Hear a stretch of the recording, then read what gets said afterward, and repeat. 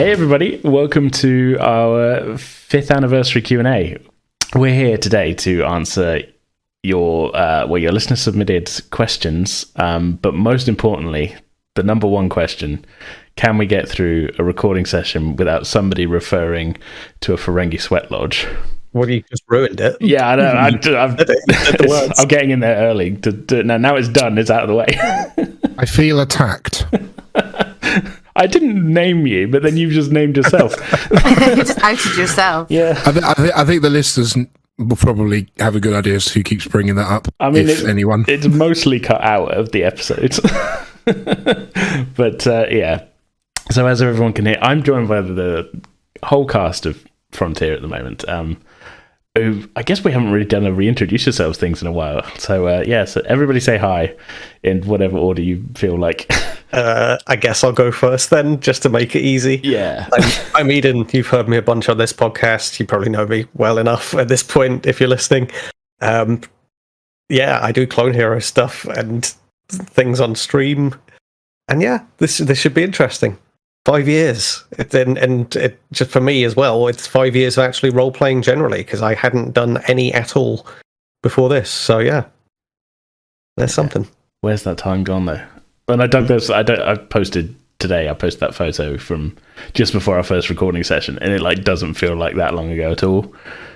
No, I can imagine sitting in that room very vividly. I haven't moved some of the furniture since then.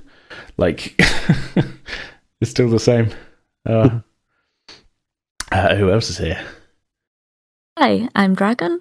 I have been in a few things here with Pretending with Dice. I'm also cast member and behind the scenes kind of general dog's body at Penance RPG. Yeah. I don't really have time to do other things like Twitch. I let other people do those. And you're not a dog's body, you're an essential part of the team. Yeah, but I do kind of do everything other than stream. Yes. Exactly, you're an important part. And we heard Amy there. Hello, Amy. Hello, I'm Amy. I've also been in a few things that you'll have heard me on Pretending with Dice, and I'm also a cast member of Penance RPG. Right on. And finally, we got Mark. You have indeed. Hello, I'm Mark. I've done about 3 Pretending with Dice series so far. I feel like I'm slowly becoming part of the furniture, if that makes any sense. But yeah, I can't believe it's been 5 years since you started this whole thing, AJ. I'm seriously, it's ridiculous, isn't it? Yeah. I don't know where, I don't know where that time's gone. We lost a year and a half to COVID like everybody else did. But yeah, it's just, I don't know. I was going through all the photos last night, like I said, to make a big folder for myself and be like, here's everything podcast related. And there is a big gap where I didn't take a single podcast related photo in 2020. But to be fair, I didn't leave my computer chair. So it's just, there's a few selfies on my phone from that period, but it's this could be anything. This is just me sat on my chair with a microphone in front of me. Yeah. But no, half a decade, man. It's something. We're getting old. but it's always been fun. I was in my 20s when we started this. Oh. Yeah. Time. late 20s. Yeah, I was 29, but was I? What year is it now? No. Yeah, I was 29 because I turned 30 that same year. But still, yeah. Oh, it's crazy. Should we dive straight into the questions?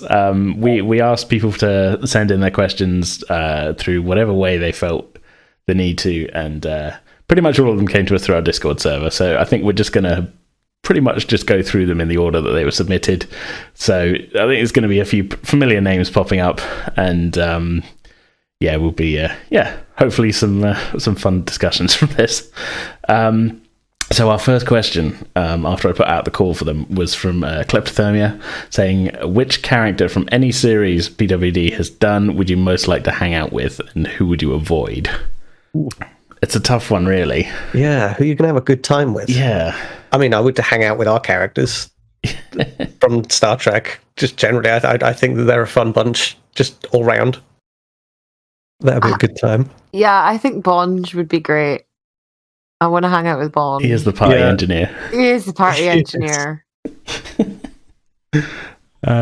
It's tough because there's so many characters. I mean, because I have to keep track of seasons on as part of the admin behind the scenes. Like for iTunes breaks things into seasons. And Frontier is technically season 13, which is I know, like wow. Admittedly, like one of those is like bonus episodes, and then the separate D&D ones are all like their own season. So. Like even still, yeah. There's a lot of characters as well. I'm like racking my brains trying to think of a single character now. Like, who would I hang out with? It's too many to pick from, really. I feel like the pirate guy, like the pirate captain guy from that 3-part pirate adventure we did. Yeah. Yes. He seemed like a kind of fun. I was going for like a not quite so sleazy Jack Sparrow sort of thing. He seemed like a fun guy. He did seem like fun. I mean, I think it was Roxy. Ruby? You were Roxy. Roxy had fun. Ruby was Dragon's character in the Mountain Adventure. yes. Yeah. Yes. Who to avoid? That's the question. Yeah. I mean, the only characters I think I would avoid are probably, and don't anyone be offended, some of the Star Wars ones, just because they always get themselves in so much trouble. Yeah. Like, it just sounds, I'm sure it would be like very entertaining, but it just sounds stressful. You know you've got trouble coming your way, kind of thing. Yeah, exactly. Like you're like one wrong word away from God, what was Ollie's character's name? Thnock. Just pulling out his blast and be like, I'll kill you. Let's just destroy this thing. Yeah. Probably the very first Star Trek one you run with the mutiny. Oh yeah. I was listening to that and I was just like, what is happening? Yeah, so was I when I was running it. Like it was so funny. Yeah, it was great, but at the same time, you don't want to hang with a mutinous first officer. Yeah, that was Starfleet officer. All credit for Liam. I've said before, completely derailing my plans for that one shot. It turned out well in the end, but like, I was like going through my page on that, like, well, I haven't got time for that anymore because we have to be finished by this point, and just throwing out bits and pieces. But yeah, I would probably, I'm the opposite of Dragon here. I would probably want to hang out with the Tempest Squadron lot in terms of the characters because things are going to get messed up, and Tempest Squadron was the first game that I got involved in, but there were definitely some like different dynamics between the main cast members and the main characters. Yeah. And I think it would just be one of those really kind of what the hell's going to happen next. And I think I like the idea of hanging out with a group like that. We never know what's going to happen. It's an unpredictable hang. Yeah, exactly. But I think to avoid, I cannot remember the name, but the really cocky pilot from the Star Trek one-shot that precedes Frontier. Oh, he's part of our Ensign Sauce. He's the current pilot of the Tenzing as well. Like, yeah, I you talk with him in a recent episode. Yeah, it doesn't mean I like him. Oh dear. Nothing against you, AJ, but that in terms of character, I think if he was an actual person, I think he was a bit of a prat. Doesn't not your idea of a fun conversation then? Okay, no prats. Fair enough. No flyboys. I think someone else to avoid is we would avoid him. We didn't really avoid him, but the Doctor. From Call of Cthulhu. Yeah. Because I don't want to lose my liver. I've forgotten about him. We didn't really get like much characterization of him, I don't think. No. But like he was more of like somebody you were hearing about more than like somebody you interacted with a lot. But yeah.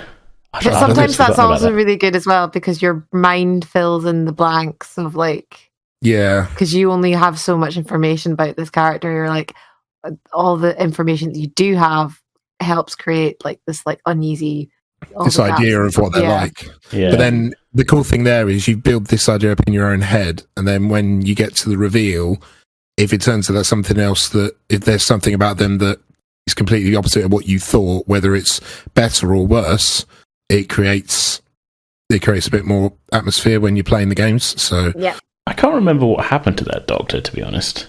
Did he die or did he run off? I think he got away. I don't think he was killed. I think he got away. Yeah, because you were all fighting the monster at the end there. I mean, spoilers for something from 2018. Yeah. I mean, Sway wasn't. Sway had noped. That was the first time she saw the monster, and she noped out. I remember that much. Yeah. And left poor Eden and Mark to handle the monster. Yeah. Yeah. As I recall, didn't you try coming back to help towards the I end? did try to come back. I'm going to have to listen to it again. It's been a while. Yeah, It's a good time. I just remember It was- Barnard ending up in a very unfortunate circumstance. Yeah. You were a gibbering wreck. At the end. Yeah, I think we're kind of not misunderstood, but maybe a little bit kind of not read the rules enough to realise that if you ran out of sanity, you're not really coming back from that. yeah. And you hit your 0 point, and you're like, "Oh, what happens now?" I'm like, "Well, now you lose control of your character, and I'm I'm steering the ship," sort of thing. It felt But at right least- in the circumstance. Yeah, Yeah, at least it happened in that episode towards the end. Oh, yeah. It was the last episode, and it didn't put Eden out of the game. perfect timing. Yeah, you lost your mind Yeah. upon seeing the hideous monster that was like the thing doing all the stuff, so it made sense in the story. Yeah. Yeah. Somebody's got to be ruined by the cosmic horror. Yeah. That's the way it Yeah. goes. I feel like we got a little bit off topic there, but yeah, I think Yeah. There's plenty of characters. I mean, I don't know. It's tough because where I'm doing all the NPCs, even ones that have been revoiced, like I've got like so many not in my head, but like ones where when we move on to the new story, I tend to kind of a little bit kind of forget about some of the older ones because I'm like, well, I need to keep all of the Bond information in my head now. I can't be thinking about somebody from D&D. You should try method acting as Bond. Yeah. I've been method acting as Bond for years. I just didn't know it. I'm a weird goblin man who. Yeah. Let's move on to another question. So the second question is also from Klepto, saying which fictional universe that you haven't seen an RPG for would you want to see / play? Now, Stargate. yeah, I think we can reinterpret this question because there's plenty of RPGs that we've got for fictional universes. Like, I feel like at this point there's an RPG for everyone. So we could reinterpret this as like, what one do we want to play in? I go Stargate. Yeah, I mean, Stargate. I'm waiting for the book on that. I back the Kickstarter. I've got the PDF file. I do. Yeah, I want to do Ooh, Stargate. exciting. Yeah. I have a Fallout one that I haven't opened yet. It's been sat on my shelf for 9 months. Which might be fun. The One Ring, I picked that up, the second edition. I would like to try that at some point. Ooh. I've got the 5e version of that, the Adventures in Middle Earth, as well, which I bought before we started the podcast. as like, here's the thing, we're going to do this, and I've got like some plans and everything that have been sat in a folder for 5 years. So maybe that. I've got the Dune RPG, which I haven't looked at yet. My shelf is full of RPGs that I've bought and have not done yet. Babylon 5. See, I never really watched Babylon 5. Oh, I've started rewatching it. I'm on to season 4, and I forgot how good it is. I was like, I really need to buy some of the books again. Well, I have to watch it then in case there's an RPG that comes out that I can put on my shelf. And... The Alien RPG. Yeah. Has anybody looked at that? Oh, Yeah, yeah. I've got that, and we have not played it yet. We did one session actually. We did a session that we recorded, didn't we, Dragon? With For Saviour's RPG. Yeah, Saviour's with RPG. Saviour's. It looks like it'll be really good. Yeah. I like how the characters are built. I like the character sheet for it. Greg and I actually did a knockout tournament that Effect ran at Dragon Meet because their group was involved with writing the RPG. Yeah. Ooh, nice. Which was fun. It was terrifying. And we lost to Band of Badgers. I think I've got an idea.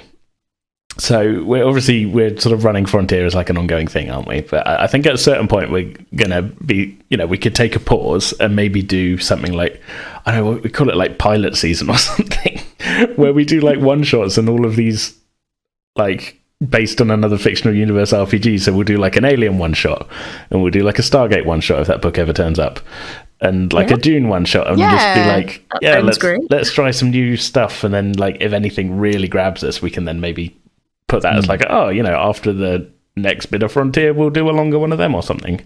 Yeah. A one shot might be a good way to, because we talked about a year or so ago, I think, about maybe doing a Doctor Who one. Yeah. Maybe do that as one shot and see if people will take to it. Yeah. So we'll do. Okay, this is how ideas happen on this podcast. I'm now officially announcing pilot season. At some point, non-specific, because we're cursed at whenever we announce specific when we're going to do stuff. I think I put a video out at the end of 2019 saying in 2020 we're going to be playing the Alien RPG on Pretending with Dice, and also there'll be season 2 of Star Wars, and neither of those things have happened yet. So but other things have. Yeah, like other a pandemic worldly things have happened. But yeah, I think we'll figure some stuff out, even if it's just like we'll do like 3 or 4 one shots and be like, hey, here's our take on Doctor Who, and here's our take on Dune, and at the very least to justify the fact that I've spent way too much money on books. Yeah. The question about what fictional universe is, I think I might have said this previously, but I would love it if there was a tabletop RPG that was set in one of the Jerry Anderson universes. I mean, you could do quite a bit with the realm of things like Thunderbirds or Captain Scarlet, things like that. It's a realm that I don't think anyone's really looked into. At least I've not seen any evidence of a Thunderbirds RPG anywhere. No. And Captain Scarlet's got the alien side of it as well. You've got to decide, if you figure out who the Mysterons are targeting, who isn't a Mysteron, blah, blah, blah. There's a lot you could do with those. Just someone had the brain for it. Yeah, definitely. You had me sold on Mr. Ons. Excellent. I love Captain Scarlet. Our next question is a hypothetical. It's from Pupski. Hypothetical question. It's good news. You've got the chance to DM for a very exclusive clientele. Would you A, run an RPG for Enya with a soundtrack entirely provided by Whale Song, or B, run an RPG for Wales with Enya providing the soundtrack? I mean, I prefer to RPG for people, DM for people who can talk back. Yeah, I think the whale's going to present a challenge just on that level. Yeah. Unless you're Spock. For some bizarre reason, we could communicate with the whales and actually understand the concepts that each of us were trying to get across. Yeah. You'd need to be Spock, though, wouldn't you? Thinking back to the voyage home. Yeah. Utilising your massive power to speak to animals to DM a game. Yeah. You're like, I'll finally get to run finally going to run the Alien RPG with some whales. I've learned so much, but no. Yeah. If there was a way of actually communicating with them, I would totally go for the whales. Yeah, just for the novelty of I'm DMing for whales. Yeah, exactly. Also, they've never played an RPG before. They won't realise that something's wrong when I stop and go, Yeah, they'll just be thinking you're changing track. They'll just be thinking you're changing track. Yeah. Exactly. This is a weird hypothetical. So the next question is from you, Mark. You gave a couple of questions on this, so I guess you get a chance to answer them as well. What's the most confusing or difficult dice system you've experienced when playing RPGs? And I think I answered on the thread. Shadowrun. The answer's always Shadowrun. There's no question. Yeah. I wouldn't call the dice system. I mean, what was it? Was it like percentages and things as well, like you're rolling and then... It's so complicated. Yeah. And really, to play it properly, you need a grid and to actually have a map and all kinds of very, very dedicated stuff that just wasn't on the cards for us in any way, shape. I mean, we didn't really do a lot of rolling on the game, did we? I think just because it's a side effect of, we don't really, we were just having that much trouble getting our head around it. Well, it was my first time DMing, so it was sort of I've gone on about enough, but it was a lot to get my head around, and just keeping the narrative flowing was a lot of what I had in mind, and I think that worked. I mean, it wasn't just coming at it from the other side. Like, I had trouble building a character. That's how complicated it got. I spent ages. Like, I was downloading like custom programs that people have made for character builders, and then on the day Jason just turned up and I printed off this pre-gen. I was like, why didn't I do that? Like, it would have been so much easier just pick a pre-gen and change the name. No, I'm an idiot. But yeah, no, it was quite tricky, and I can't, to the point where I can't even remember like the specifics of how it works even now. I know it was a few years ago, but like, yeah, that stuck in my head as like, yeah, we maybe won't go back to that one without good reason. Not without it just being the way we did it, where it'd just be a narrative thing more than anything else, with some kind of light rolling in there. And well, the way that Jason pulled out his character sheet right at the end and was just like, oh, I've got this piece of equipment that just trumps exactly the moment that's occurring right here. And I was like, oh, okay, let's just keep going with the narrative, keep the train going, finish it. Because I'm not going to deal with rolls at this point. Like, yep, you've just pulled a trump card, fine. I mean, how about the rest of you? What's the most difficult or confusing dice system you've experienced?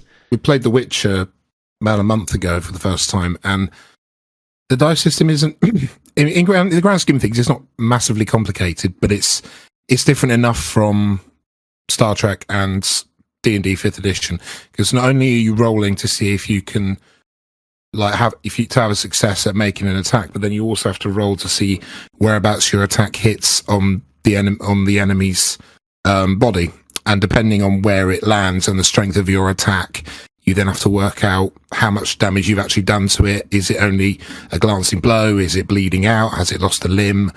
And yeah, we found it took a good minute or two after we'd figured out how to do it, which was about 5 or 6 minutes of looking through the book and figuring it out. It took maybe a minute to a minute and a half to actually resolve all of the attack rolls we were doing, regardless of whether you're using a melee weapon or a spell, or, so in the grand scheme of things, that's the most complicated one I've had so far. Instead of like one roll to hit, it's like 4 rolls to hit, and then you're doing damage sort of thing. Yeah. So you're rolling to see if you succeed, and then you're rolling to see if you strike or where you strike them, and then you're also rolling to see how powerful the strike is. So it's weird. It sounds like it would slow things down quite a lot. The more people that are in combat at the time, because there were three of us in combat against 3 enemy sets, so yeah, it did take a while. But then the NPCs also are struck by the same system. They've all got to go through the same checks. I mean, in a certain way, I can sort of see the kind of draw of that, of like, look, yeah, no, you do that, and then like anything could happen. You could hit someone on this, part of their body or whatever, and it's, I don't know, I can see the draw of it, but like you say, in a practical context, it's slowing everything down. Yeah, if you're using a melee weapon, like if you're using the Witcher's sword or his silver sword, that works because it plays into the idea that you're not just hitting with a sword, you're actually doing kind of a dance to hit certain strikes and come in from certain areas. So you like do an upward strike to slash the chest, and then you spin back round and take off an arm. So it works in the sense of imagining how the strikes are going down. But when it comes to using your signs, or if you're a sorcerer using spells, yeah, it can be a bit of a drag. I feel like I would very quickly, like if we were running that on the podcast, I would probably default to, I'd prefer to run like just a D&D 5e one with some Witcher monsters, and then would do all that narratively. I'd be like, well, where are you hitting them? Rather than like, okay, let's roll to see where you hit them, sort of thing. Just in terms of keeping it moving and narratively better to talk things out than roll things out. Yeah, exactly. It makes it more dramatic as well. Yeah, and that's just kind of, I guess, the sort of style I've gotten into through basically whenever I'm DMing now is because we're recording. Because yeah. My answer for this one is less it's really complicated, more it's just really different from what we're used to. And that's when I was running Endless Realms. Yeah, Endless Realms was... I don't know how we would have run it to record as a podcast without the Greg having built character sheets to use online.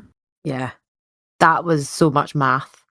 Yeah, it's all of the roles are contested, and again, I think it would be fine if we played it more. But as I was the only one that had the books. Yeah. Like it's not super complicated. It is just very different from how we usually play it. And all of the stats are very different, which means that we're then hunting around going, okay, if I need to roll this, wait, what type of skill is that? Things like that. And the magic as well was really strange. Certain things. I remember there was lots of descriptions and I had to keep like my spells open so I could read the descriptions every time because I kept forgetting what spell meant what. Like I could do cool stuff. I could do cool stuff. Yeah.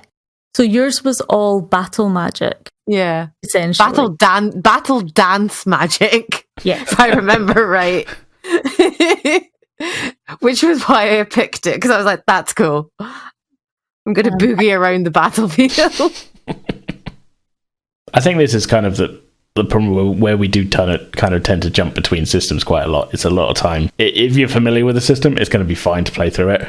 You know, you're not going to run into any problems. But where 1 week might be playing, you know, regular D&D or like a simplified version, you know, of D&D, or then just switching to Call of Cthulhu or whatever. You know, there's lots of different systems happening here and there. Especially, you know, oh god, this is the downside I can see now coming up of of pilot with your season. pilot season. But yeah, I mean, because I remember when we did Call of Cthulhu, I really didn't have time to read through all the rules that well. Like, it was fine to the point where we could play it, but then when we got to that big combat at the end, I was just like, oh no, what are we doing here? Okay, give me a minute, sort of thing. Even like systems you're most familiar with, there's always going to be something where you're like, I don't know. Either we've not done it like that before, yeah, or we've come across something really obscure, and then or two things that don't make sense together. Yeah, well, we keep running into like, I mean, I'd call them like edge cases where it's like just through. I mean, I'm talking about Star Trek again here, where we're running into something like, okay, I want to do this, and I have to be like, okay, that doesn't really fall under any of these rules. Like, even if it's just basic stuff, like what was it? You were doing something with Johnny Eaton, and you're like, I want to just be kind of passively doing this, and I'm looking at it going, I have no idea really what check this would be. And there's nowhere. No, it was when we were trying to figure out what the effects of the alcohol would be on you. There wasn't really like if it was D&D 5e, I would know specifically to be like, okay, we'll make a Constitution saving throw. But there's not saving throws in Star Trek, so we were kind of going through the rule book, being like, well, there's not really anything comparable here. Yeah.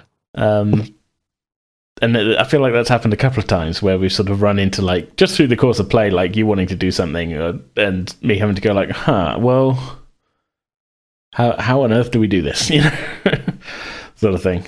But that's just playing. So. Yep. I apologize for occasionally being the one that is like kind of throwing these bizarre ideas at you and just be like, hey, figure this out. Because I just let my imagination go wild. I feel like it's not that bizarre to be like, how drunk am I, though? Well, not that one, but other cases. Yeah. Have we answered your question, Mark? Oh, yes, of course. Good. Well, okay, funnily enough, the next one is also from you. Oh, for God's sake. I think it's the last one, because after that I said, more. You're just asking yourself questions. Yeah, exactly. You said, Star Trek related question for the whole cast of Frontier. Well, thankfully you're all here.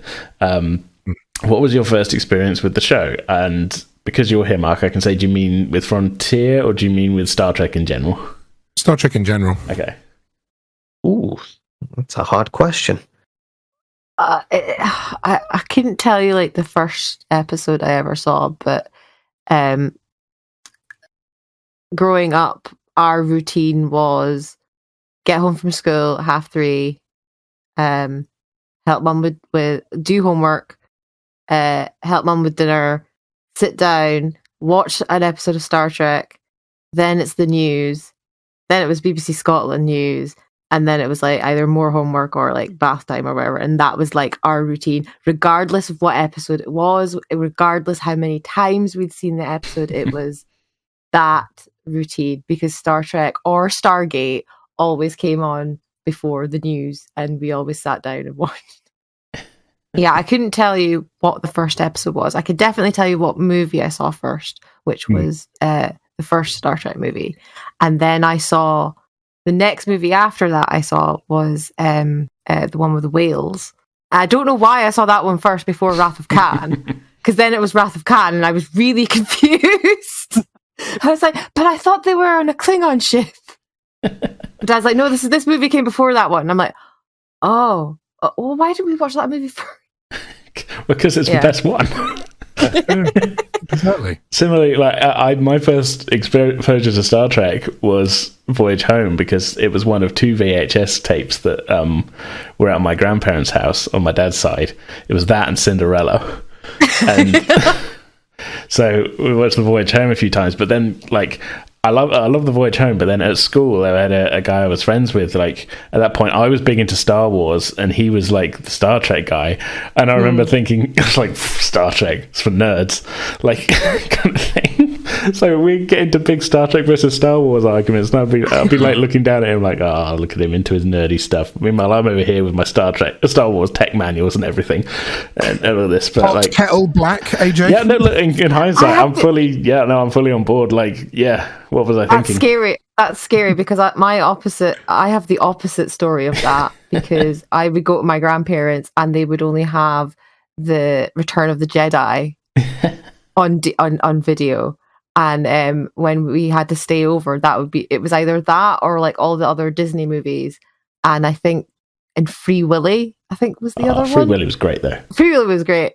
And that was the opposite. That was so weird. That's creepy. That's really creepy. Yeah.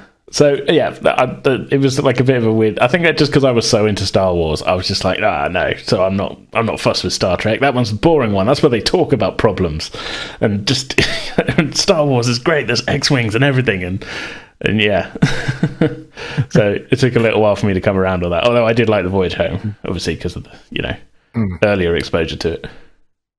I think for me, the first Star Trek. I mean, I can remember this shit because I've got an autistic brain, so I remember this stuff. But the first episode of Star Trek I ever watched was on VHS, because my mum went out and bought a few of the videotapes that were official releases, where they had 2 episodes each.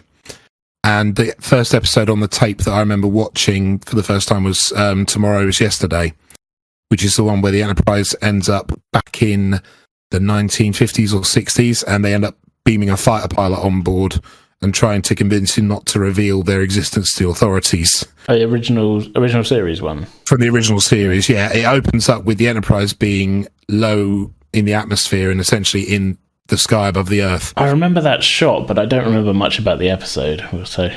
Yeah, they beamed a fighter pilot out of his jet and, tried to hush him up about their existence, and then they had to go and steal the tapes of the audio recordings and the footage of the Enterprise being in Earth's atmosphere. It was the first time they did the slingshot around the sun to time travel, but because it was the original series, and we're talking long before they did the redos on Blu-ray with the new CGI, their idea of the Enterprise going around the sun was just standing with a still star back screen. Star's not moving, the Enterprise just shaking up and down a little bit to simulate it going around the sun. And it's only years later I've seen them on Netflix where they've got the updated CGI versions, and they actually have it going around the sun doing the slingshot, and it looks better. And now, after that, the episode suddenly made more visual sense to me. Not just shaking the model. Yeah, exactly. I mean, if you watch the original cut of the episode, the shaking the model is just bad, especially when you know what they're trying to do. But they had limitations. But that was the first episode I ever watched, and I must have been about 4 or 5. Yeah, I think for me, it was very early on in terms of like, I was 6 and I went to see Undiscovered Country with a friend for his birthday. Nice. And that would have been my first exposure to Star Trek that I can remember. In the cinema? Yeah. Oh, wow. I can only remember coming out of the cinema. I know that that's the film we went to see, but...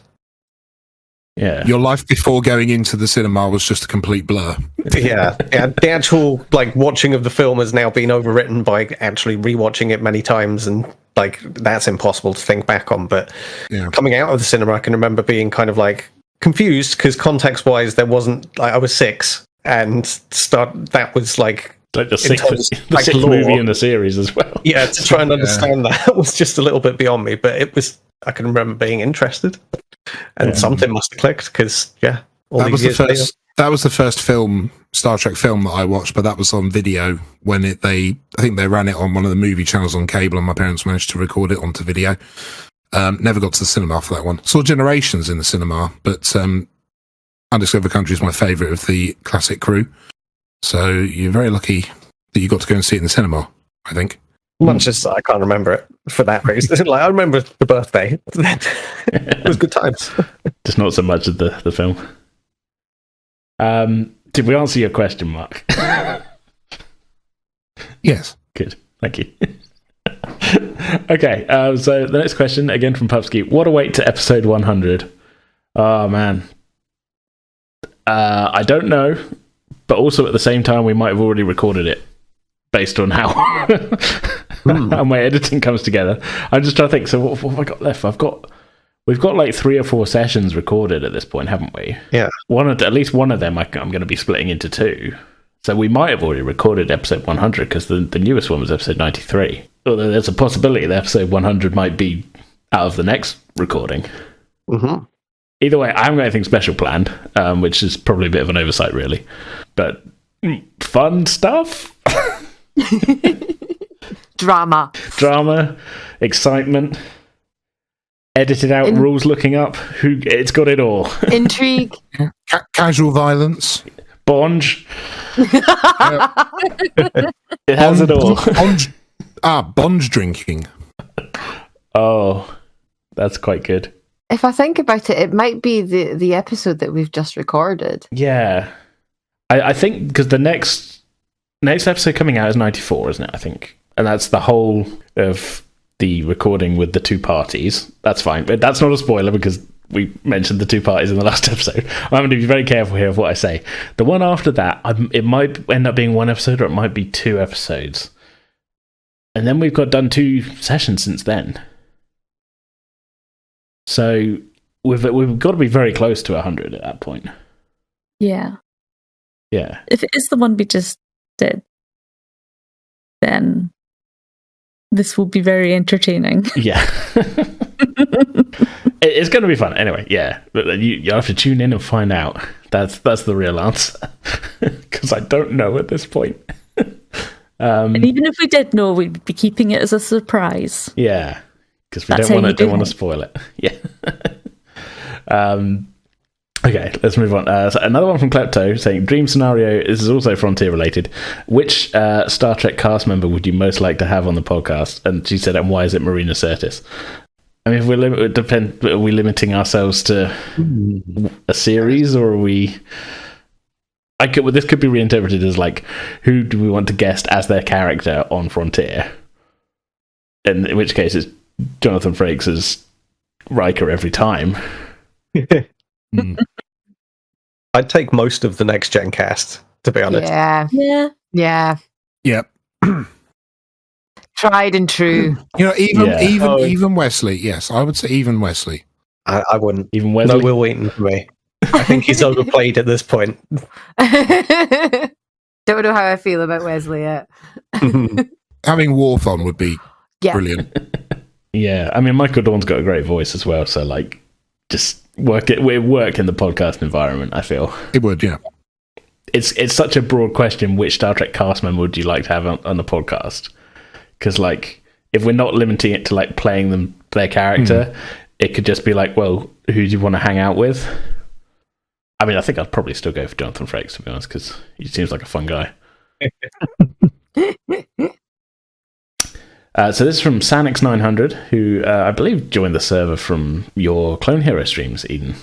Yes. Yeah. Yes. Close edit. Got involved in the questions here. What got you all to create Pretending with Dice? I think also what font is that? The font in the logo. Well, the font in the logo is from the Quake logo. The font is Quake. It's the same one used in the logo for the Quake games back in the 90s. I just quite like it. I mean, I guess we've probably told this story before, and well, I definitely have in a few places that we were. I was coming towards the end of previous podcast I was doing with my buddy Nathan, called Sup Dude, which is no longer online because I didn't want to keep paying the hosting costs. I've still got all the episodes. So if anybody's burning desire to listen to some worse podcasting than this, email me and I'll send you an episode. But that was coming to an end. We've been going again for 5 years. But my buddy was moving away, so we kind of just said, we'll call it a day on that. And we were quite sporadic on putting it out anyway.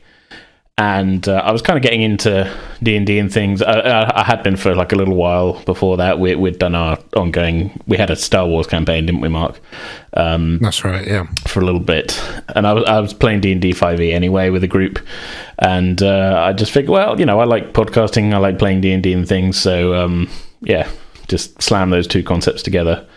And Eden, that first group, it was very much like, well, who do I know can talk on a mic already, sort of thing. And you and Mark had your podcast, and I'd done stuff with Jason before, even when Subdued was still going on, when we did like a full Let's Play of Dark Souls together and stuff. So I was like, hey, we all know each other and get on well. Let's record ourselves doing D&D. And I don't think any of the three of you had played it before, but that's kind of how it came together, really. That's it, yeah. Worked out nicely. Yeah. And here we are. It's not really the craziest story. It's just like we like D&D and we owned microphones. Sort of thing. But that's pretty much it. Sharona says, why is AJ answering questions before the Q&A episode is even recorded? I'm a complicated guy and I like to ruin things for myself. Right. So moving on, again from Sharona, what systems and settings are in store for us in the future if you thought that far ahead? Well, we kind of partially answered this earlier on with the sort of fictional universes thing, didn't we? I think we're different. We're going to look at I've got Fallout, got Alien, Doctor Who you mentioned, Dune. What else was there? I feel like there was something else. Stargate, when I get that. I have a whole bunch of other books in there in the next room as well that might be fun to play, but I don't know, and I don't know the systems as well. Like the sort of good thing about having like a pre-established fictional universe is that I can at least lean into the fact that I've watched a lot of Stargate over the years and stuff like that. Whereas I've got, I don't know. I feel like that's 5 to start with. We'll see how we get on with them. But I have some other ones. I can't quite remember the names of them though, so they're all on the shelf. I've got a bunch of 40k ones that are a little bit older. I've got Warhammer Fantasy Roleplay as well, which I feel like might be fun giving you a go. But again, for the podcast, we always do things a little bit rules light anyway, though, don't we? So many systems, so little time. Yeah, basically. There are a lot of options to look at. Yeah. So moving on then. From Jeff Zilla. When are we getting our Great Meat Heist one-shot? Oh, yeah, that was something I was going to do, wasn't it? This was going to be a one-shot with listeners from our Discord server, and I even got to the point of announcing it on an intro to an episode, I think back in the summer. It might have been before Frontier premiered, and we just never got around to doing it. And my answer to this is soon. Whenever we all get a free Saturday, I guess, or something, it'll be fun. It's going to be a D&D one shot set in our setting, Valana, and I've got some encounters plotted out and everything. I'm ready to go. Basically, just give me a week's notice and we'll record this thing. So soon, yeah. Also, Jeff's second question: would you like a hug? I always want a hug. I never get them. I mean, you're far away. Far away. Yeah. We'd gladly hug you. We'd happily hug you. Jane, give you hugs at Dragon Meat. It's about the only time we're in the same place. Well, there's the answer, AJ. Move to Scotland. Yeah. Don't wait for the next Dragon Meat. One or the other. Okay, so next question from Tayshal. When's the next series of Tempest Squadron? Fuck me. I also would like to know this. Soon. Shouldn't it is? Yeah, no, I do want to do that, and I know I say that every year. I really do want to do it to the point where I've got a name, I've got a logo and everything worked up, and like most of a storyline. And like that was another thing that was on that video. I think I put it as Pretending with Dice 2020 is like, here's some things coming this year, that immediately got derailed like a month later by COVID happening. But one of those things was going to be like Tempest Squadron Season 2.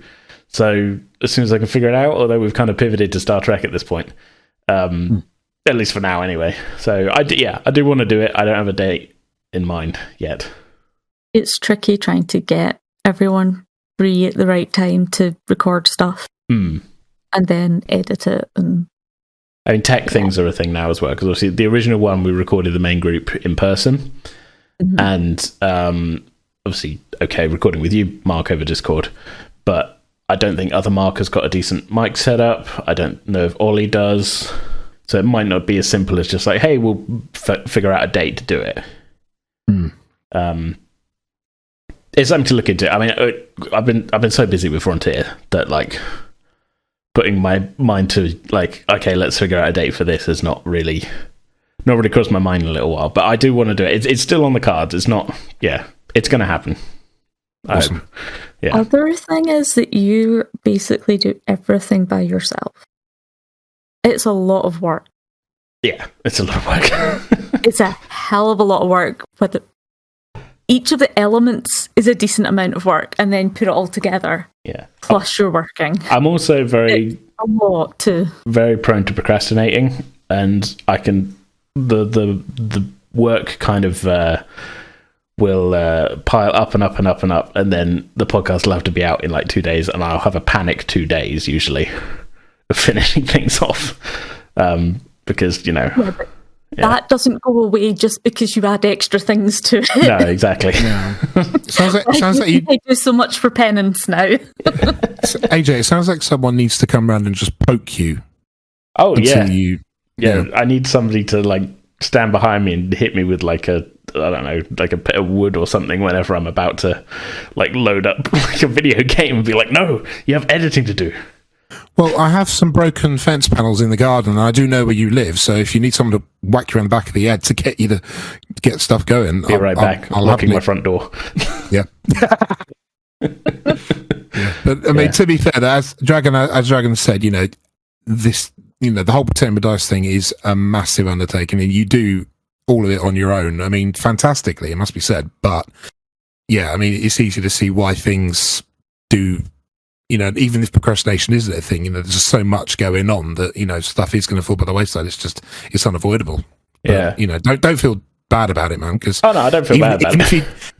Never feel that way. Even if you didn't procrastinate, you would still have so much to get done. Yeah, I mean, every once in a while I have like a kind of motivation spike, and I'll do a whole bunch of stuff, and like, I guess that the funnily enough, like the final prep for Frontier was one of those where I was just like, I think we were getting, we were kind of in the middle of like the nothing but bonus episodes kind of doldrums sort of thing, and my brain was like, I just for one evening I had like no, I'm clear, I'm not going to be foggy for once, now actually do something kind of thing. And I was like, okay, right, here's the ship, here's the staff members, here's a thing to post in the server, here's, hey everybody, do you want to play Star Trek? It was like, I did it all in one evening. I was like, good.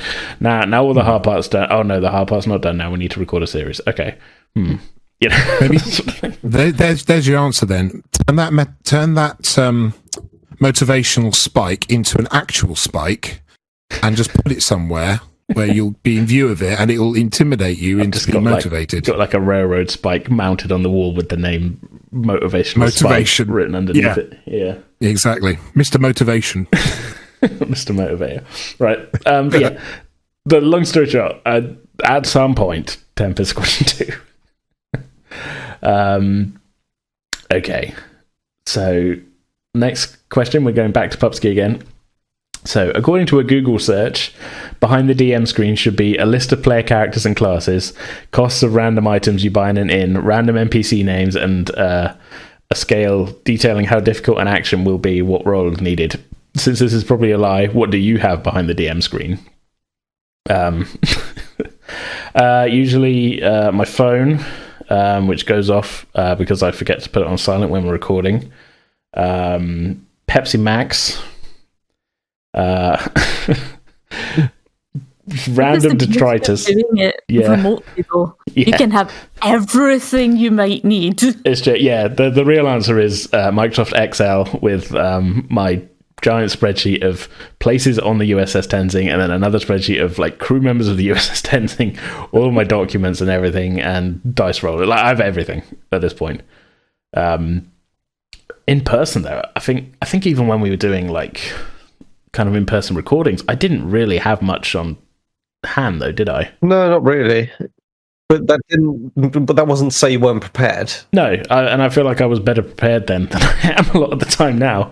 The amount of umming and ahhing I do these days when we're, recording and I'm trying to describe places and things. But in fairness, I can remember in the earliest days there were maps.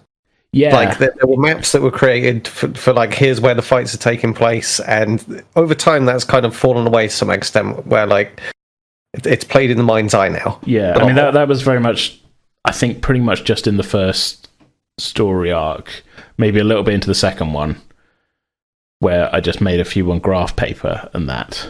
And there was an attempt. I remember I used to have them on screen as well, and then we realised that my computer was struggling to do that and recording at the same time because of just how I was doing it. I don't know what it was like, because my computer shouldn't have been struggling to do anything, but it was just like it was having trouble with me showing images on the screen while it was recording, which was very strange.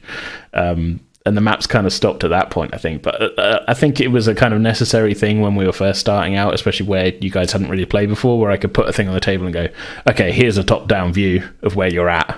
Mm-hmm. What do you all want to do? As opposed to being like, okay, you're in a wood, there's a sort of hollow over there, you can see torches and things, abstractly, what do you want to do, kind of thing. Well, we've all kind of just sort of moved away from that. I think we're all a bit more comfortable with just kind of conceptualizing the spaces and things. At least I hope that's the case. Oh, yeah, definitely. But yeah, in terms of like behind a screen, when we were in person, I didn't really have much. But now that we're doing it remotely, I have everything. But usually, essentials are Pepsi Max and I guess my pre-written Excel documents and things. Anybody else, when you're running games, what do you have? Usually, usually like an Excel sheet or something, spreadsheet. That's got things like players' passive perception, if it's D&D, things like that, so that I'm not having to go around and go, does anyone have a passive perception over like 12? Because it's not fun if you then have to go and go, nope, none of you do, none of you notice anything. Yeah, you save yourself the time then of having to ask. Yeah, that makes sense. Mostly just those sorts of things, so I've got it as a quick note. I would usually have for D&D and Endless Realms, I put bookmarks in the monster manual and creature compendium of things that they're going to come up against or could find in that session, because there's no way I'm going to be running it without those stat blocks in front of me. I do that with Frontier, even if it's a bit of last minute scrambling around. Previous thing. Funnily enough, the one time I actually did do that, you guys didn't get in that fight. Fair enough. Well, that was when you were on the planet and the sort of Ripper creatures were hunting you in the storm and that, and I had a whole like, okay, well, I just assumed you would get into a combat encounter with them, and you didn't really. But I had stat blocks and everything, and then obviously last recording session, in a non-spoilery way, there was a lot of flipping around through the book happening where I hadn't done that. I can see those sort of quick notes things being very helpful. Yeah, the last time I did any DMing, it was actually in person prior to the pandemic. But behind my screen, I had 3 very key things. I had notebook where I would write down notes on who had initiated what part of the scene, whether it was combat, whether they were talking to somebody, what the attack rolls were coming up as and stuff like that. and I also had a printout of the main story beats for the campaigns. The campaign I did was actually a home crafted one. It wasn't one taken out of any of the source books. Yeah. So I basically did about 4 pages worth of the main story beats, and then once the players had done what they wanted to do, if we were able to, we'd go to the next story beat, so I remembered what was happening. And I also had a box of Warhammer Fantasy skeleton soldiers. I can't remember where the hell I got them from, but all painted up, and they were essentially the go-to monster for quite a few of the early encounters in the game. So that was my set, and also the usual bucket load of dice. So yeah, mine was kind of a traditional, boring setup. Really, no computers at that point, because we could do things in person. But this sort of rolls into Pupsky's next question: what is best dice? And I said before, I'm like not really a dice guy. Despite running a podcast with pretending with dice as the name. I don't have any real feeling towards dice, really. Yeah, I've got my the most recent. I mostly just use the same sets that I've had for years and years. I've only got a couple. Other than that, I bought myself a set of the Star Trek Adventures ones from Modiphius, where you get 4 D6s in there and 2 D20s in there. Just just because I was like, oh, these are quite nice, and they got the Starfleet logo on them. But other than that, I'm not really a dice guy. If it rolls, it's fine. I've never done that test. I don't know if about you, but I've never done that test where you put it in water and see if it comes up the same way multiple times to tell if it's bad dice or not. Never done that. Seems a lot of work to me. Yeah. Well, what about the rest of you? I know I'm not normal for not being a dice goblin, but well, likewise, I've only got one set, but those are the best for me. The ones that Sharona got me. Yeah. So, yeah. As ever, thanks. I'm probably not the best person to ask about dice, because I am a bit of a dice goblin. Well, that's the perfect question then for you. Like, what's your favourite set? What have you not got that you've got your eye on at the moment? I'm not sure about new ones, because at Dragon Meet last year, I got 2 absolutely gorgeous sets. So there's one that is, I'm pretty sure they're glass, but they refract light like prisms. Right. And it's got some frosting on the outside. Ooh. And I've got some beautiful hollow metal dice. It's actually almost physically painful to not point out that they're from Penance RPG's dice sponsor. Just for the reflex is there to just give out the promo code and everything. It really is, yeah. So, no, we love their dice, though. They have some absolutely gorgeous ones. Pretty much any colours or things that you could want. Yeah, that's where Eden's ones came from, wasn't it? I think D and Dice. Yes, yeah. Yeah. I think the ultimate ones for me, for them, would be they sometimes have in stock Damascus steel dice. Ooh. Sounds expensive. Oh, yeah. Very. They're the ones where the sets go for like £900 a time. I think it's closer to 450. I know, but they're so pretty. Oh my God! That's why I've not bought them. Even with the discount. Oh, that's insane. I know, but they're so pretty. It would be difficult to justify to myself, though. I'll stick to my $6.99 plastic set that I got off of Amazon like 7 years ago. I don't have as many as I'd like. I'd like more dice, but yeah, it's. I have a really nice, like hot pink and black dice that I really like. But I have this really funky, cool D6 pirate dice, which is all like nautical and stuff, and I really like that one. Yeah. Well, hopefully that's covered the dice section of the question. Another one, I guess this is kind of for me. What is your favourite sound effect to use? I mean, that's tough because I have quite a library at this point. I mean, one of my favorite sound effects that I haven't used because it just hasn't come up is I've got the Indiana Jones punch, which is like super like meaty sounding punching noise and everything. So I might end up using it at some point just to keep myself happy, but I managed to get hold of that sound effect.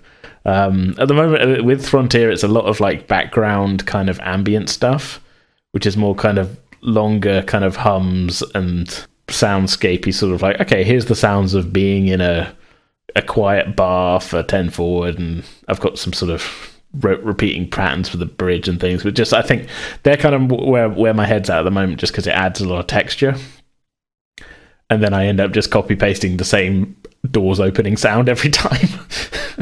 But yeah, I mean, it's tough because like depends what series we're doing, because I've got sort of separate folders for that. I've got like a big Star Trek sound effects folder, and when we're doing Star Wars, there's a lot of like really fun sort of engine noises and things that are just like, oh yeah, there's that noise kind of thing. But I don't know. I don't know if I really have a favorite sound effect. But yeah, I like that. I'm looking forward to an opportunity to use that Indiana Jones punch. So if somebody could punch someone in an upcoming episode recording, that would be really great. Johnny, that's a thing for you, I reckon. It sounds like. Yeah. We'll see how it goes. Yeah. See if he deserves it. Maybe it'll be a hologram. On sound effects, actually, Adrian, when you did the first season of Tempest Squadron, did you use the Wilhelm scream? I think I did put it in there somewhere, like super low in the mix somewhere. I think it was towards the end when you guys were kind of fighting your way out of that facility thing. Firefight with stormtroopers, I think. Because I would have put it in there somewhere because I've got it. Yeah. No, I just couldn't remember. I was thinking, did he use that? And I think it's Star Wars. I would imagine I put that in. I'll go back and listen to it. It's a cliche. That's a reason to re-listen, if anything. Yeah. So Pupsky's next question, I think it's his last one actually. What random system / world would you like to play as a one shot? And I think we've kind of covered this sort of thing. But yeah, I think so. Yeah, we've got a few options. Again, I still can't remember the names of the other random RPGs I've got on the shelf next door. But yeah, I don't know. Just any one of the ones we've mentioned before. I'm looking forward to doing them. So Jeff's he's put an actual question, not a jokey one, as the intro to this. When you're coming up with a main story for your arcs, do you have each session planned out and try to keep it on the rails as much as possible, so when the episode finishes, the players are roughly where they should be? Usually when I DM, there's a lot of flying by the seat of my pants because the cleric goes rogue a lot. I mean, I feel like I've gotten more loose over the years with planning. I have, well, like you said, Mark, when you were running that other your other game, you've got the main beats of the campaign plotted out. I don't really go too far ahead with that these days. Like I'll have like an idea in mind for a session. Usually, like I know where the campaign is going in the broadest of terms. Like, well, for example, like recently, from the beginning of Frontier, it's like, well, I know vaguely what's going to happen at the start, and then they're going to Deep Space 3. So the main thrust is we're going to Deep Space 3, and then we've had these 2 adventures in the meantime. And for each one, I kind of know what's happening, you know, what the events are, but how you guys interact with it and get around in it, I'm not trying to railroad you at all, really. Events are going to happen as they happen. But if you want to go off and do something random as that happens, I'm not keeping anybody on the rails if they don't want to. I think mainly because that's, as a player, I don't like to be too railroaded anyway, and so I can't imagine anybody else would be. But, well, I mean, everyone's different, but like, yeah, I like to run a game that I would like to play in, basically. So, yeah, no, I mean, unless that's not coming across at all. I mean, I'm not trying to railroad people. I think I've said that a few times anyway. But yeah, it doesn't feel like you're trying to railroad us at all. Yeah. No, not at all. Yeah, definitely. I mean, yeah. I mean, I'm not. I don't just press record and go like, right, what are we doing today? I've got an idea for the session, but how it goes is completely out of my hands, really. In terms of like, I haven't got an end point in mind usually. I've got like an idea of like, okay, this is the thing that's happening. Something along these lines might happen later, but I'm also perfectly happy to completely change things if something better is happening in the session. If that makes sense. Yeah, because usually, it doesn't work for everything, but usually if you need to steer people past a particular thing, you can just put it back in later. Yeah, And yeah. apart from that one combat when we were on the forest Well, planet. no, because that turned out better anyway, is my point. Like, I didn't need to put it back in. Like, I had it there because in my head I was like, well, they're going to be chased by these things. They'll probably turn around and fight them. But then what you did, you started backing away into the forest. You're firing your guns to ward them off, getting hit by poisonous barbs. And at that point, I was just like, well, this is just funnier, so we'll go with this sort of thing, you know. I'm perfectly happy to throw plans out if, you know, as you guys come up with better things, really, you know. I'm not going to be like, okay, well, because of, you know, that's all very well and good, but they attack anyway. You know, that's no fun. Yeah, there's also a difference between things which you might come across and things that it makes a difference for you to hit. Yeah, yeah. Yeah, I don't see any point in railroading for it to be like exactly as it's been written out. Yeah, because there's no real consequence for any of the choices the players make if they're just not being railroaded. Yeah. Because at that point, like, if you're just railroading people through a bunch of things you've got planned completely, just write a book. Like, yeah, pretty much. If you guys' actions aren't having any effect on the story, then I'm not doing my job properly. And neither are we, in fairness. I have played with some groups which are who seem to be less comfortable with just going off on weird in-game tangents. I mean, I'm here for the weird in-game tangents, though. Like, I think that's where a lot of the magic is. Yeah. These things that just happen, and none of you would have thought of it separately. And then it just kind of... I mean, like, I think I said when I put it out that the most recent one is one of my favourite ones of the series, because there's not really, there's not really any kind of world-shattering, like, oh god, Starfleet's under attack kind of moments. There's just a lot of fun conversations. Some more upbeat than others, but like karaoke conversation. I was sitting here when you guys were recording that. I was sat here like smiling. We don't record with cameras on, is the thing as well. But I was just sitting here smiling, listening to it, going like, "Oh, this is great. This is great stuff." You know, this is what I'm here for. Is like two characters just randomly like talking about karaoke night, something that's not in the game system. Just talking about like, "Oh yeah, no, we're gonna have fun at karaoke. You should come along," and that, and then. Obviously, Ray's thing happening, going to the doctor and that, which, you know, Mark, you totally, you know, spearheaded all of that and everything. That's what I'm here for, is like, oh, cool, character development, good. You know, you don't need me going, and suddenly the Klingons attack. to add drama, the real drama is like, is Johnny going to make a fool of himself? That's what I'm here for, you know. I don't know. I don't know. That's why I play games, is to have the fun moments and like the fun stuff that you guys are doing around like my attempts to randomly be like, oh, so you're on a space station, what do you want to do? Kind of. It's developing the kind of the humanoid parts of the characters' lives around where the actual story is heading. That's in your mind. That's why it works so well. Yeah. I guess to wrap this up, I'd say I'm not in favour of railroading. I am in favour of having an idea of where you want to go with the story. Is more, that's how I'd put it. Yeah, that seems a fair summary.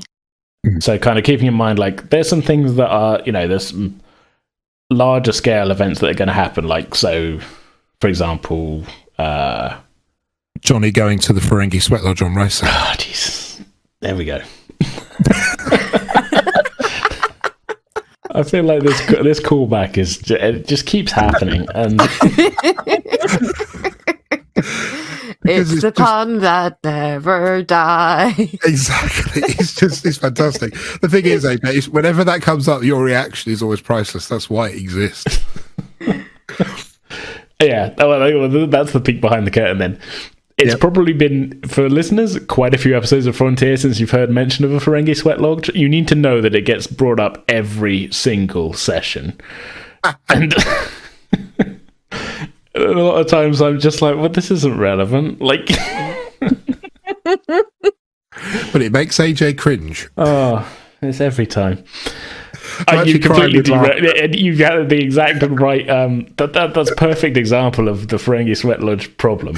Is that it gets deployed and derails my brain completely every time. So you could turn this into an actual psychological principle. The Ferengi Sweat Lodge The conundrum. Sweat Lodge principle. Yeah, the Ferengi Sweat Lodge principle. Yeah, I'm actually crying with laughter. Let's move on. Okay, so Jeff's final question, and then we're onto the last batch. Jeff's final question, I think, is going to be quite a short answer from me. But he says, "Wizards of the Coast have announced a Warhammer 40k Magic the Gathering expansion. Will this lure you into the exciting world of fine luxury cardboard rectangles?" No, it won't. I'm not into Magic the Gathering, and I've given way too much money to Games Workshop over the years to. Yeah, also get into a Magic the Gathering flavored one of theirs. I'm not really a card games guy, and Magic the Gathering is legendarily expensive to get into. So nah. No, I tried it once, didn't take to it. I think the other thing with me, I'm not really into competitive games that much. Yeah. Like, I've never been like super competitive with stuff anyway. I'd rather do like the fun thing with role playing is like even when I'm DMing, it is sort of co-op, really. There's definitely DMs out there who see it as their, kind of job to make the players have a bad time or whatever. But that's not me. I'm here to tell a fun story with you guys rather than anything else. I'm not. Yeah, so like I'm more into kind of co-op-y type stuff, and like Magic the Gathering is very specifically not a co-op game. It's it's adversarial thing. So it's just never really appealed to me that much. The other thing is because it's such a big game, like the number of cards that exist is so huge. Yeah, there's a lot to take in on it, and I can't be bothered at this point.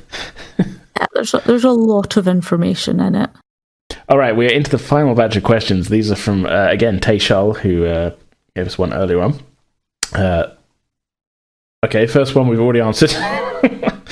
What character from any series of Star Trek would you love to have a cameo in Frontier? Riker, I guess. Although, actually, I guess this is kind of different, thinking about it, because we were talking about actors earlier on. Because I can make characters have a cameo. Well, we had Janeway, didn't we? We had, like, Voyager cameo. Voyager popped up. The ship having a cameo in the background. Yeah, the ship popped up. I don't think any of the characters did. At one point, I was going to rip the audio from the end of the Voyager finale to have it be like you guys are listening in on the call between Voyager and that when they're like, welcome home and that. But then I couldn't get it separate enough from the background music of the episode to not sound like that's exactly what I'd done. So I didn't do that in the end. But I'm just trying to think who else I think I'm going to leave this question to you guys then. So what, if you wanted a Star Trek character to pop up for you guys to interact with, who would it be? And it could be as big or small role as possible as you would like. I think Major Kieran Reese. I had a feeling you were going to say that. I love her.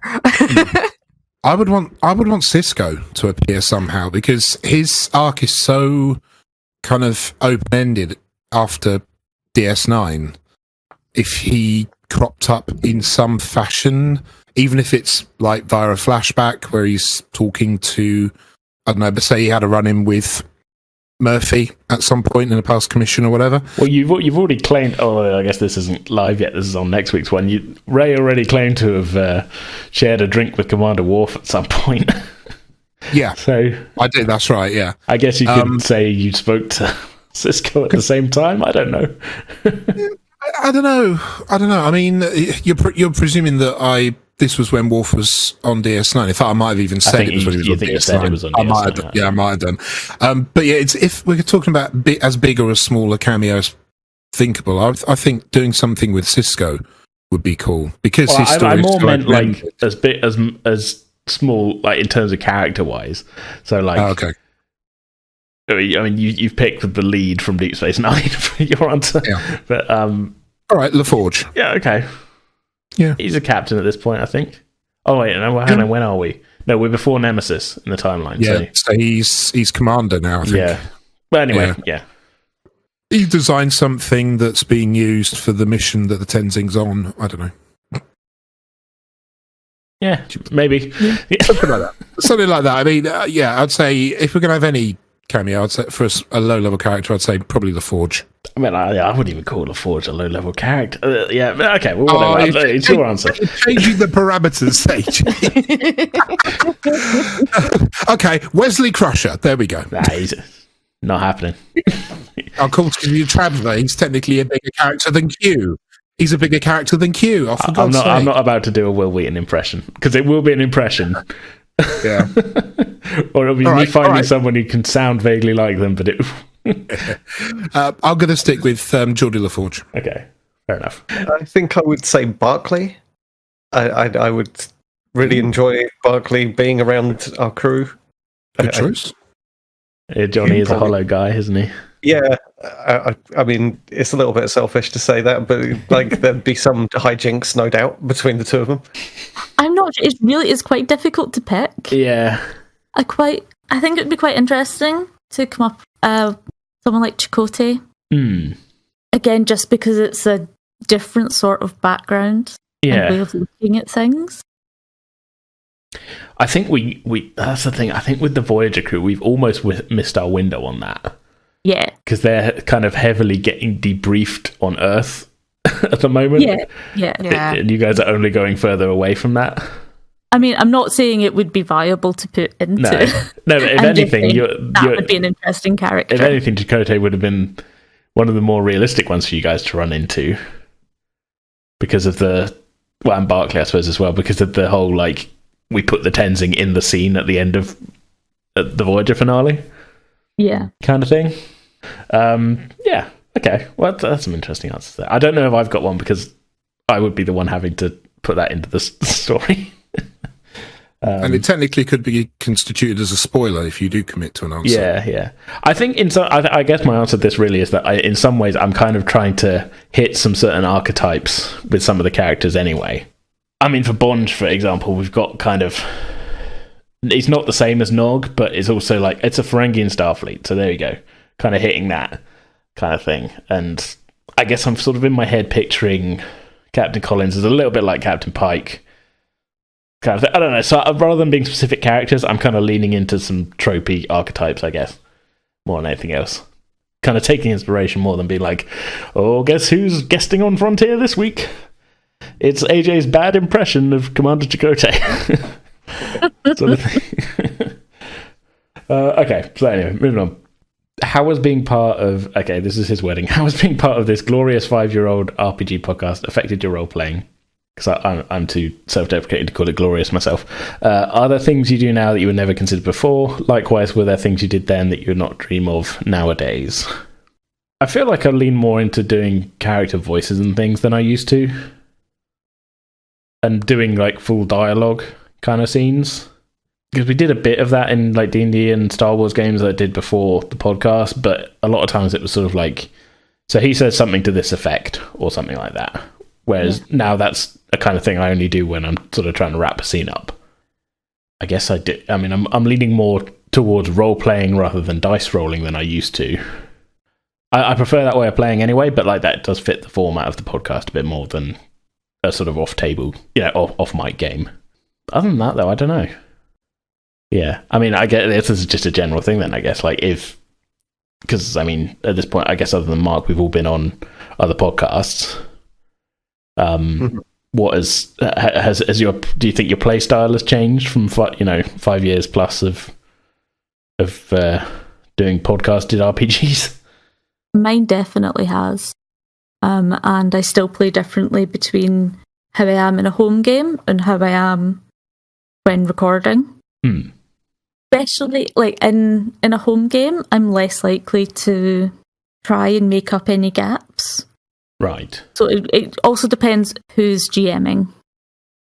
But if I'm there as a player, then for the podcast, I'm much more likely to try and not let things get bogged down too much.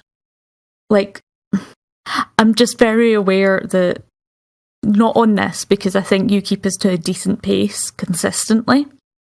But I know there have been sessions where I've been a bit like, so we're supposed to be doing this thing. We need to go and do this thing. Stop talking about the fact that there are 3 bees just outside that window and go do the damn thing. I think you and I, like you say, we both are doing a lot of the behind the scenes stuff for our respective podcasts, aren't we? I think both of us have got kind of like a bit of a producer mindset a lot of the time. Yeah, it's definitely a bit different. Yeah. And I think like an off mic game, you can sort of take the producer hat off a little bit and be like, okay, let's just, we're not thinking so much about, okay, is this going to be, are we getting too bogged down here? Do we need to keep this moving because of, the final presentation? Because you're not worried about that because we're just playing a game sort of thing. Yeah. Yeah. So I'd say that certainly my playing style is a bit different when we're recording. Yeah. I think the only other thing that's different is becoming really aware of people talking over each other. Yeah. I think by this point we're pretty good. If 2 people start talking at once, just stop. One person carries on, then the next person can go. That took a lot of getting used to initially. I think that's something that's come with doing it remotely as well, because listening back, I do occasionally listen back to older ones, and it's something that I think we've just generally gotten better at, because in those earlier ones it's not too bad, but like there's some instances where we're all struggling to throw in our jokes, and there's a lot of talking over each other, and then we don't then repeat what we're saying, so it just becomes a bit of a jumble. Yeah, I'm guilty of that, going back to Tempest Squadron actually, and I think from Call of Cthulhu onwards into doing Star Trek, I think I've gotten better at kind of knowing when to say something and when not to. I mean, everybody has a slip up occasionally, but I think for me that's definitely gotten a bit better. Yeah. Also, I think where I've been playing Ray, because everybody's got their backstory, everybody's got their kind of history. I mean, no massive spoilers, but I think Ray coming up with dialogue when Ray has asked something or Ray chimes in on something, I feel like I've gotten a little bit better at kind of thinking up things to say in character on the go. Yeah. Whereas in past games, and it does come through a little bit in the Call of Cthulhu series that we did, my ad-libbing was not great. There are definitely bits of dialogue which sounded or seem a little bit out of place, but I think we've been doing Star Trek for ages now, I think my ability to come up with dialogue is getting better, definitely. And it certainly works within the situation that Ray finds himself in, whether he's talking to the captain or talking to the doctor or talking to Murphy or Johnny or whatever. But yeah, I think it's like you said, AJ, it's the role-playing thing that's been the big improvement for me as well, I think. Yeah, I feel more comfortable thinking stuff up on the fly. I think it's the format thing, like I say, that has got into it, because we've been going for so long at this point that we've kind of gotten used to, like, okay, if characters are having a conversation, we're more likely to have the conversation than maybe we were back in the day. Like we used to, you'd just be like, I ask him about this or something. Whereas now we'd have the conversation sort of thing. And that plays into, I mean, with Star Trek, because there's lots of conversations that happen in Star Trek, so it definitely works for the game we're doing. Yeah. Yeah. But I mean, just in general, whether it's this system or others or whatever. I mean, there are systems where it does work best. You just be like, okay, I want to ask about these things. But yeah, I think just because of the podcast format and like because we are leaning more into the role-playing side of things rather than I always say it, people aren't tuning in to hear us read out a bunch of numbers kind of thing. I'd much prefer to have us say how do the talking rather than just be rolling dice sort of thing. The dice are there, obviously, again, I keep saying it's in the title of the show, but yeah, the dice are there for the game parts of it, but if we can actually talk out a conversation, I'd much prefer that, because I think that's probably more interesting to listen to than anything else. Do you think being remote helps with that. Yeah. Especially because we're not on camera, so everything has to be vocalized. So you can't read people's body language to see how they take things. You have to say, like, you have to give a verbal response to say anything. It's kind of tricky. I mean, coming from someone who is on the autism spectrum, dealing with just somebody's voice without seeing a face that has an emotion behind it when they're speaking, that's a difficult thing for me. Definitely, I sometimes I just cannot do phone calls because it's a disembodied voice. Even if it's somebody that I know, I'm not always comfortable with that. But since I've been doing the podcast remotely, not just with Pretend with Dice, I've done a couple of others that aren't done as podcasts, and we've done it over Discord.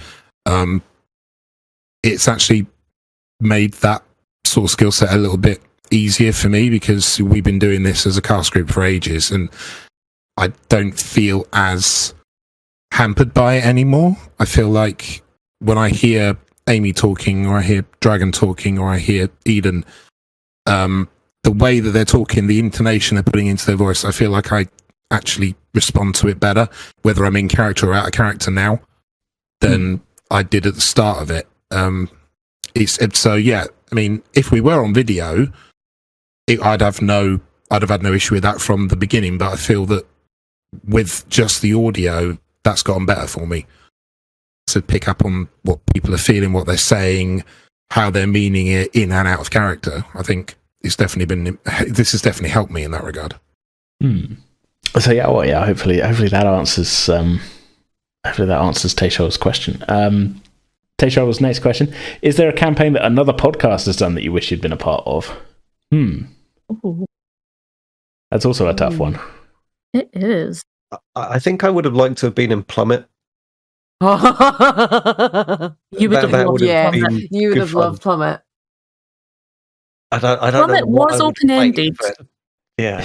So Still, yep, and Frankie did survive. Yeah, still there to set somehow. fire to Somehow. someone.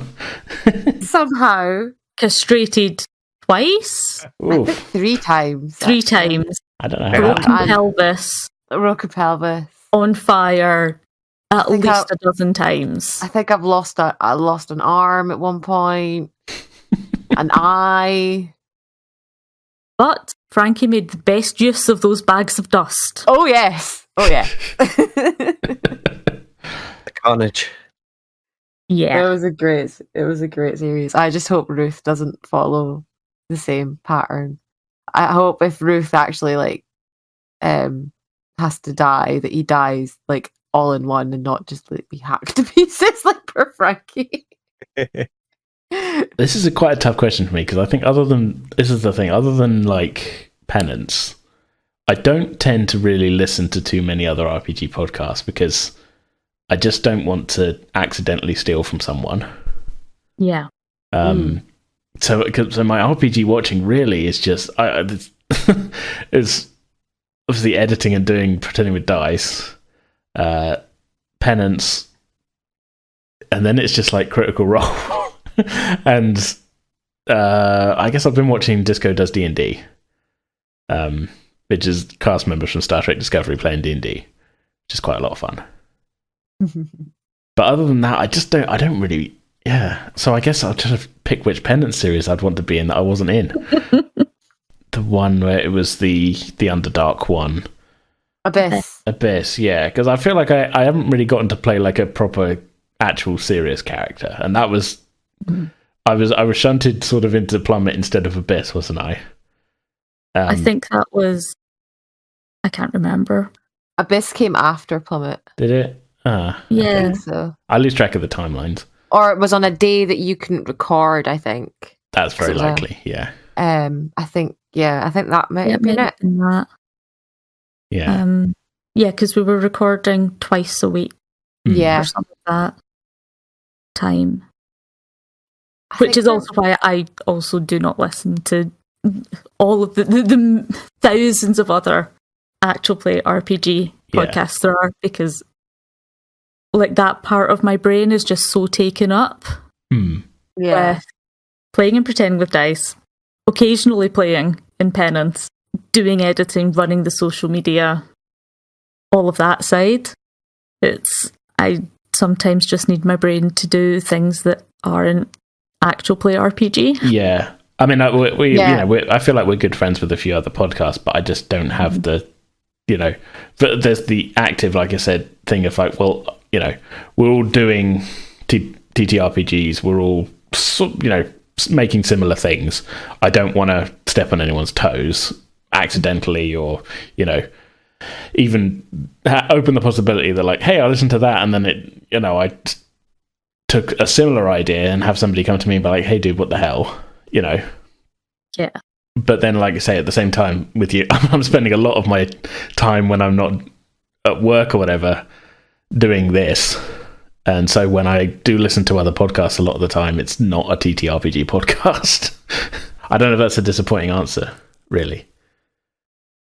Sort of. Well, yeah. I mean, if it is, it's kind of tough because it's just that's what happens, especially if you're someone that's doing all the behind the scenes stuff with it.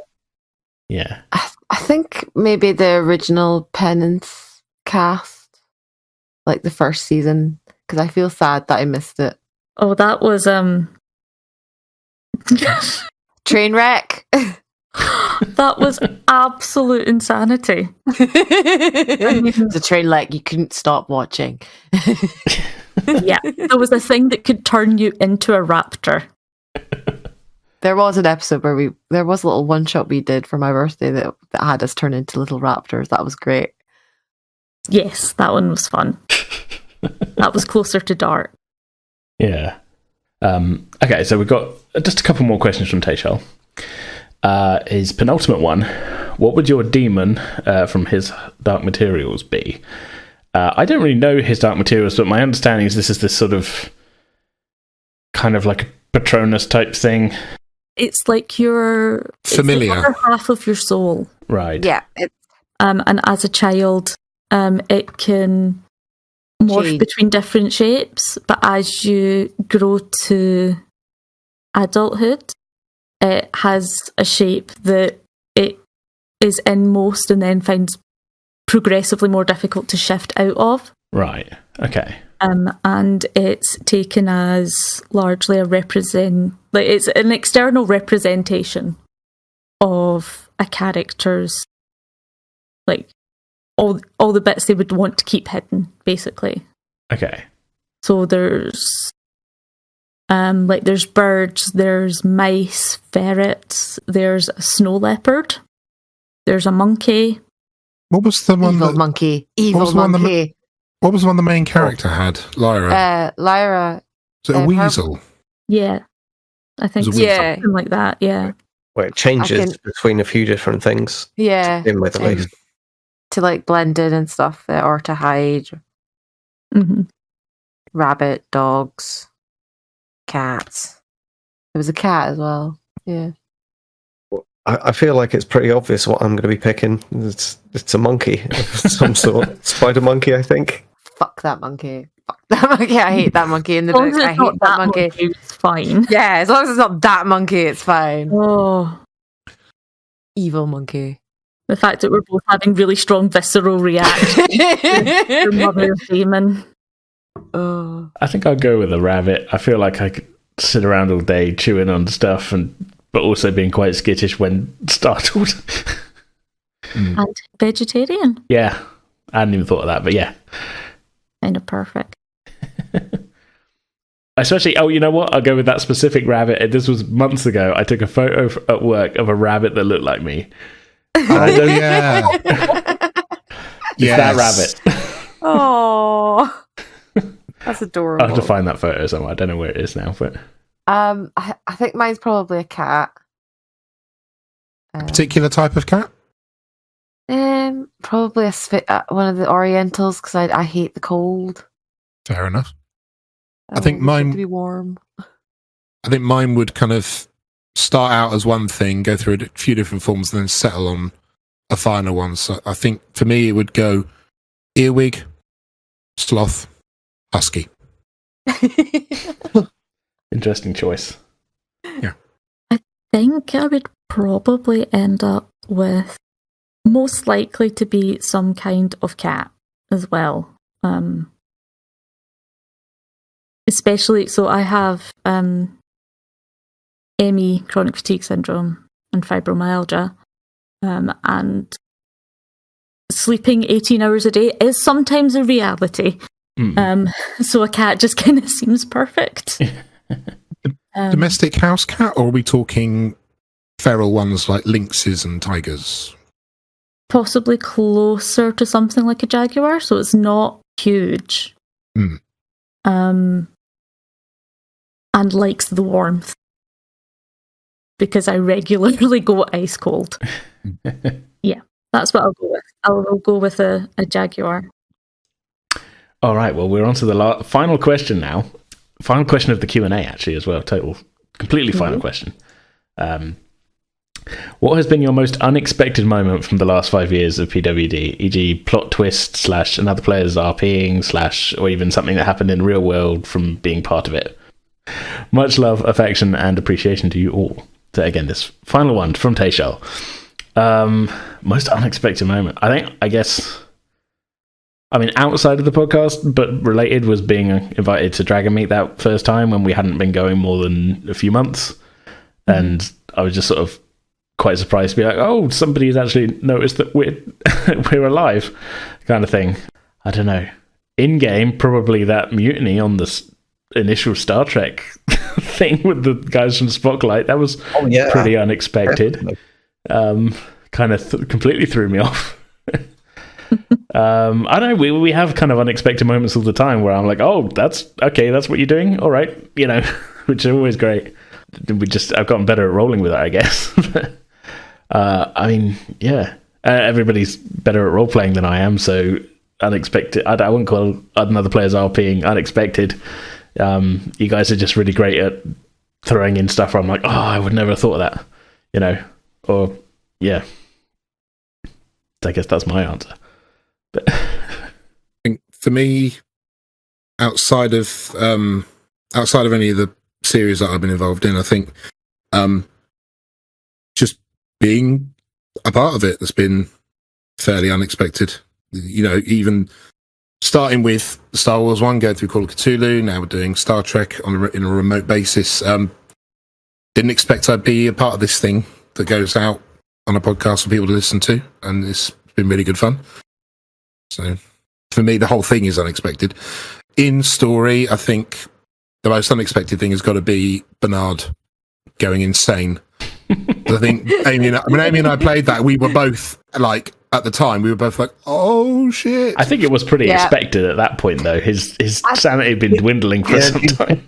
But I think the way that episode was playing out, we thought we were going to get by just by the skin of our teeth, and nobody would be suffering. In past experience with other games I've played, going way back to when I started D&D, I usually end up biting the bullet quite early on.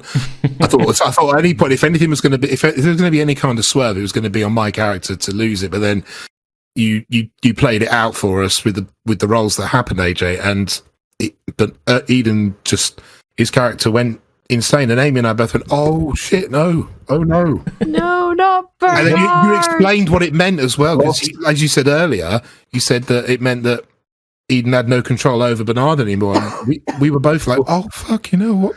No way! Oh no!" And then we ended up driving away with him in a stolen car with him in the back of the boot, going. I remember we quietly joked that we should do a sequel where Sway is his caretaker and I can't remember the characters. Alistair was like the breadwinner or something, and they had a cottage somewhere in the country, far away from Twine-on-Sea, far away, but they were going to be like involved in some like murder again or something. I was like, oh, well, who knows? I would love to have those three again. Yeah, I would love to play that game again. It was very fun.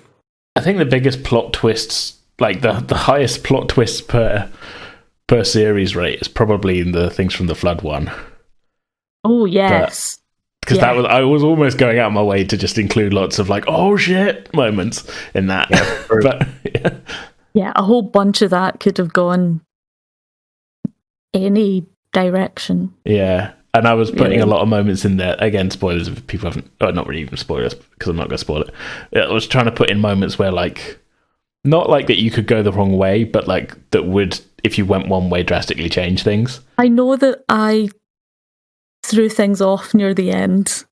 My character made a decision that going in one direction could mean one thing, but it would either be really useful or could be catastrophic. I know, but that didn't really so much throw things off so much as it was, again, like I said earlier, be like, okay, cool, now we're going this way, are we? All right, let's see what happens here, you know, which is great. Even if it takes me a second or two to readjust, that's, you know, ignore that. That's just me going, okay, all right, now we're doing this, you know. And that was very much that was actually, that whole series is a prime example of like me going, I'm not going to railroad at all. I have things that are happening, but you know, here's what's happening. What are you doing? Is the And we just kind of went all over the place with it. Plus, and that had the added extra plot twistable thing of unfortunately Lexa having to drop out towards the end and having to find what we were going to do with her character. So, yeah, extra plot twists. Oh yeah, lots of them. Yeah, I think for me, the one that's most memorable because I was in charge was Jason flirting with Dasher. in the Shadowrun game. That just came out of nowhere and threw me for a loop, and I just decided to run with it as hard as possible. And I'm glad that I did, because it kind of became the heart of the whole thing, let's say. Yeah. Well, and the sort of solution, I guess, as well, really. Yeah, in many respects. Yeah. But yeah, we've had so many moments, as you say. Like it's like that one sticks out to me because I was in charge, as I say. But the rest is like it's so impossible to pick something, really. Like as you've covered so many of the moments, as it were. But yeah. For out of game, I'm going to say the way that everything kind of snowballed. Like there's like you said, you're on like season 13. Yeah, it's a crazy number of different things to have done, right? It is, yeah, definitely. Yeah, no, congratulations. I'll say that much, because it's I don't know, it's great that you've been doing this for so long. I think I don't know. I need a holiday. I'm lost. I just want to gush for a second because I appreciate what you do. Awesome. I can't take compliments. You know me at this point. It's a weird note, at least for me, to end on. But that's the last question. I don't really know how to end this. Has anybody got anything else they want to add? I guess. Well, it's been a pleasure. Here's to 5 more. Yeah. We got pilot. And by the end of those 5, we'll have got AJ to accept a compliment. Good luck. Here's to 5 more years of waiting for Tempest Squadron Season 2. Don't even joke. I think probably the only thing left to say is a thank you to the listeners, really. Yeah.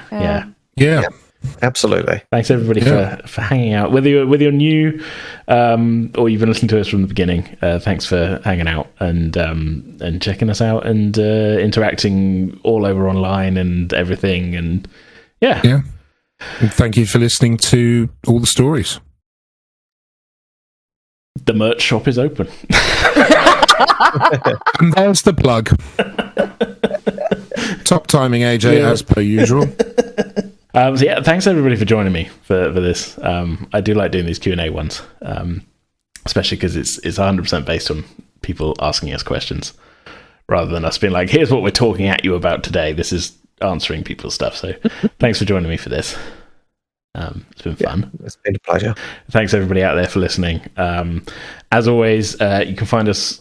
Well, you can find links to everything It's gotten so much easier since I bought the website address. You can find links to everything on pretendingwithdice.com. There we go. That's so much quicker than me having to give out all of the social media handles. But yeah, there's links on there to the feeds, the podcast feeds, the YouTube playlist with all the episodes on it, Spotify, iTunes, a whole bunch of things, our Discord server, Ko-Fi page, merch store, and I think that might be it. All of our social media pages on there as well. But yeah, pretendingwithdice.com. And yeah, we'll speak to you all very soon. We're back next week with more Frontier. We're going to find out the state of the split in the party between two actual parties as well. We got the senior staff and Johnny and Bond and Sullivan. So yeah, come back next week for some more Star Trek. And be seeing you. We'll see you then. Yeah. Bye, everybody.